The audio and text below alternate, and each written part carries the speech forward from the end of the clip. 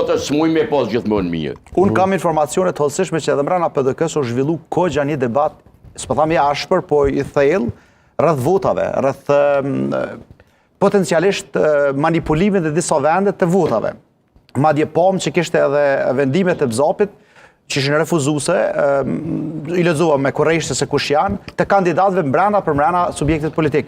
Prandaj unë mendoj që në çit fazë LDK-ja sa i përket kes përdorimit votave ish dasht me rujt që debat brenda.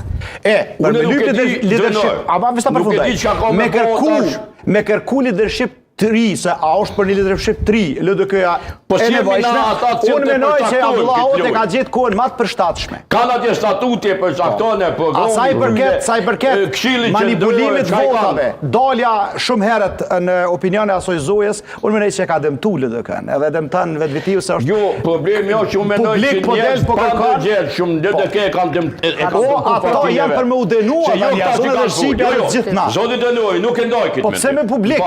Unë mendoj që këta që kanë folë janë patriotët më të vajtë LDK-s. Ata të cilët e kanë dëmtu procesin janë kundër LDK-s kanë vepruar. Jo, menoj që është dashmë diskutu hapta, sepse nuk po flitet për zgjedhjet e brendshme, kurse nuk vota brendshme, po flasim për gjëse përgjithshme.